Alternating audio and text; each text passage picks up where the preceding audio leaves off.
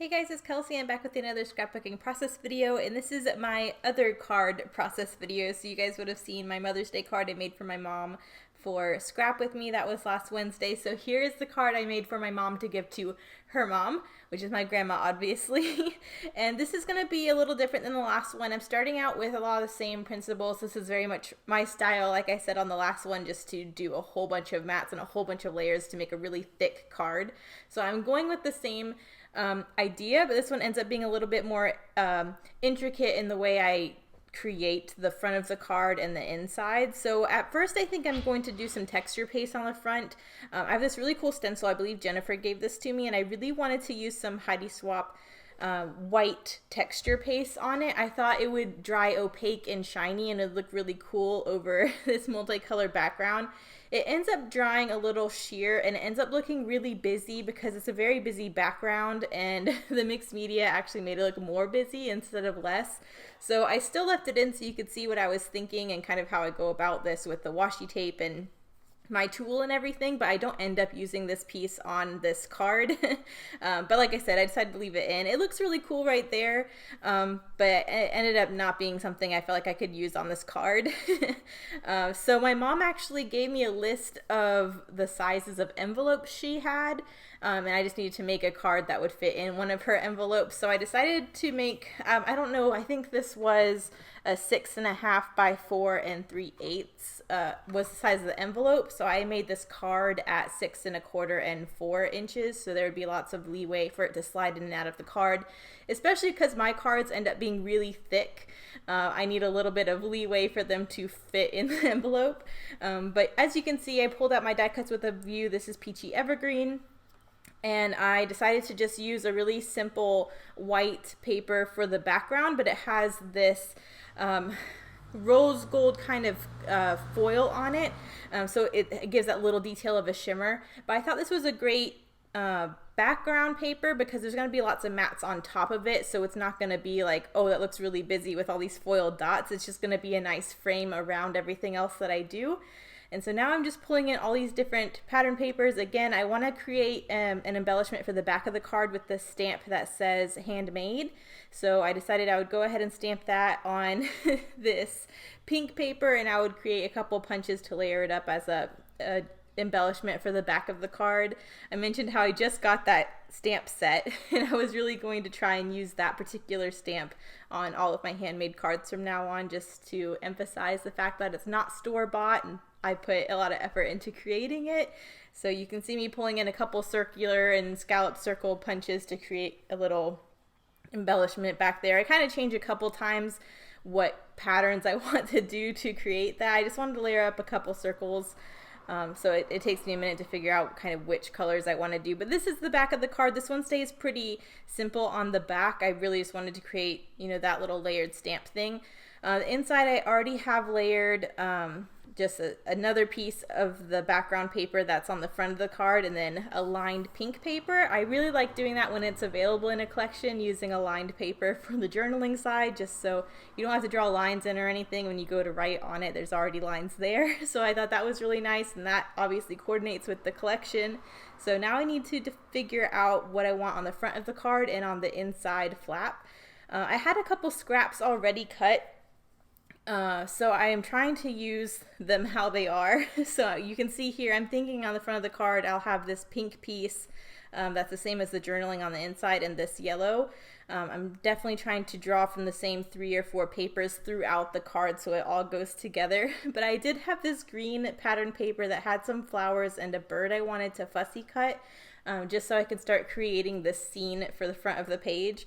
So I like the idea of using those two things. I'm still not quite sure what the background will be. I have a couple of these die cut circular rings from another page that I hadn't used, and I kept trying to use those to create my scene for these birds, but I ended up going in a different direction.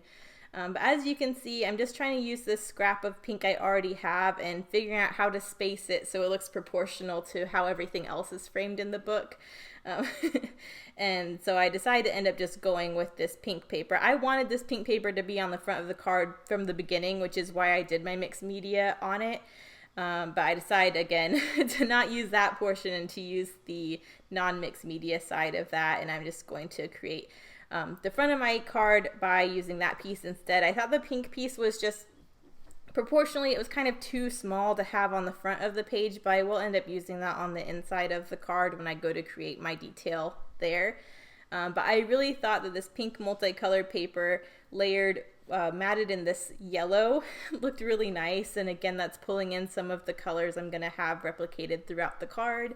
And again, I don't gut when I make cards, and I use a lot more double-sided tape than I usually do because again I like these cards to really feel thick, and because they're not going to be in a page protector protected, I really want to make sure nothing's going to fall apart, so I definitely use more glue than I usually do on a process video of a scrapbook page.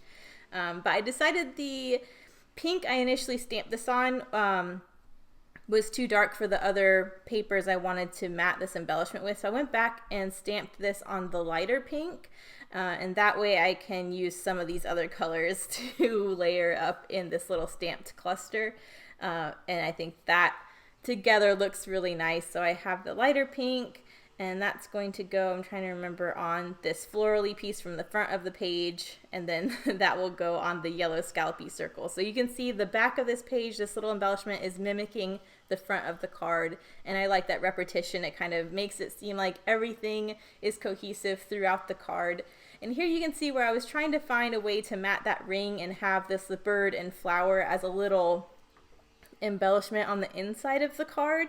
I'm still not quite sure what I want to do on the front and the back. I just know I want more layers, and then I want some sort of focal point on the front and this inside cover. So I did decide to use that smaller piece of pink paper on the inside. I thought that was nice since that's on the other side of the inside card. So I'm just trying to create some mattes to fluff it out a little bit and make it seem like it's not too proportionally off.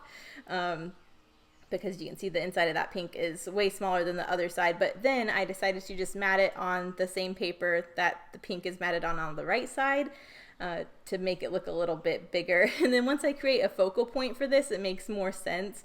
But I was really just trying to use the scraps that I had to make things look, it just kind of looks proportionally off right now. But once I get my focal point on there, it turns out fine. But yeah, you can see how many, I'm just playing with it now. I love how thick this card feels. There are so many photo mats and layers of paper that go into this card, and it just feels so nice in your hand. But here I go, I'm kind of trying to decide that I want the bird on the front of the page, and I have a couple of these cut aparts from this collection I decided to try and use as well. I really like this yellow striped cut apart that says love, but I don't like that it's in a square format, so I'm going in with one of my circular nested dies, and I'm going to cut that into a circle. And I think it'll be easier for me to create a design with this as a circle instead of a square, because already it's very boxy. There's lots of square mats on this page. I should say rectangular, but lots of corners. And so I decided by adding a circular detail here that kind of mixes it up a little bit. And I know I want that matted. I didn't just want one yellow circle, so you can see me going in with 2 circular dies in 2 separate sizes. I really wanted to get this scripty one on here because it pulls in the colors of the background without it being the same pattern. I thought that mat was a little too thick though, so I'm going back with the ring that's in between those 2 sizes and cutting the scripty one down a little bit. But this ends up creating a really cool little circular mat for that love icon, and that's going to be the focal point for the front of the page.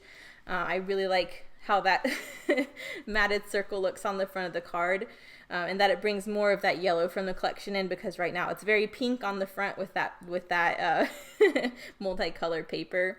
So once I have that on there, I was like, oh, that would look cute as a little ribbon with some banners hanging down from it. So I'm going to take this pink paper here, cut that into a banner, and I just thought that looked cute having this little ribbon icon on the front of the page. And it also gave me some building room, because here I'm just cutting one big ribbon to hang down, but I know I can kind of layer ribbons up if I want to, or little banners up.